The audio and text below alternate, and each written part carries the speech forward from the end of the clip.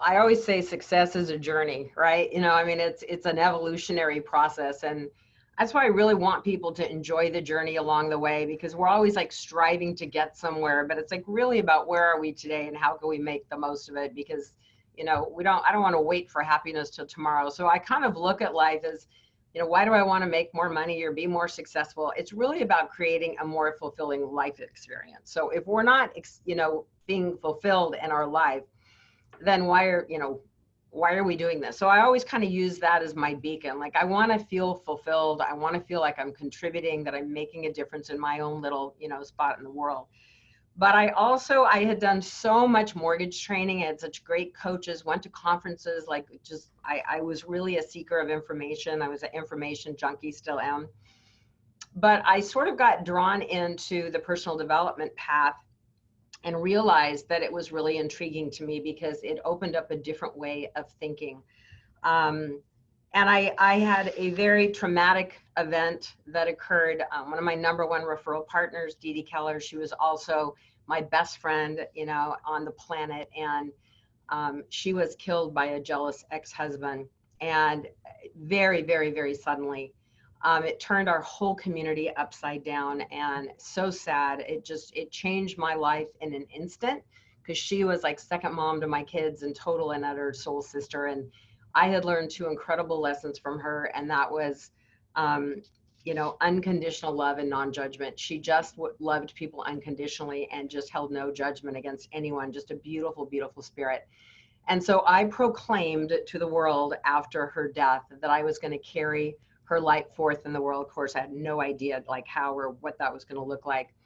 And not long after that was at Mastermind Summit in Vegas, and met Jack Canfield, who was the co-author of the Chicken Soup for the Soul books and the Success Principles.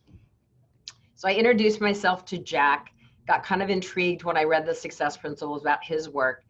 And while raising three kids, running a branch of 65 people, being a top producer, and running a region with my partner in Southern California, I decided to sign up for Jack Canfield's Train the Trainer program, which was a year-long training program, 3 physical weeks together in 1 year. My husband thought I was insane. I'm sure all my friends did too. You are. I am. But I just felt compelled to do it. So it was with 100 trainers from all over the world. I was doing some training, so I wanted to be better in that arena and continue to hone my skills. So I went to that. It was not at all what I thought it was. I thought I was going to get this business speaking training or something. I'm not sure what I really thought, but I felt like I walked into a tribe that I didn't belong in. I'm in my little tight jeans and my little blazer and my diamond necklace, and they're in Birkenstock sandals, and I was just like, oh my gosh, a bunch of spiritual people. So I spent 3 days wanting to exit that training and figure out how I was going to get my $15,000 back, because I'd clearly made a terrible mistake. But I mean, seriously, like I was traumatized for 3 days. But on the fourth day, he taught me meditation. And on the fourth day, I sort of had this revelation and meditation. And, I shared some of my thoughts with the group, and suddenly, people leaned in, and I started to feel like not such an outsider. And I started to think, I'm super uncomfortable, which probably means I should be here, because I'm tapping into something that I have not yet experienced. That's a key point.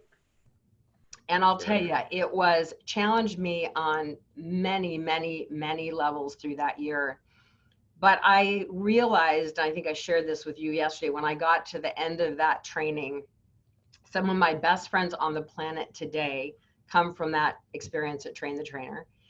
When I finished that training, I remember going up to Jack and just giving him a huge hug with tears like pouring down my face, just saying, you took me on my longest journey. You transitioned me from my head to my heart. And I felt myself physically drop back into my body, moving at the pace that I moved, running a mortgage company. I was so in my head, about doing everything right. And everything shifted, Dan, after that experience. Like, the way I led was different.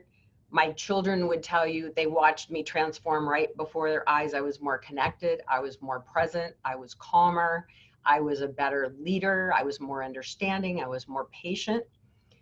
And I realized that it became one of the single biggest transformational experiences of my life.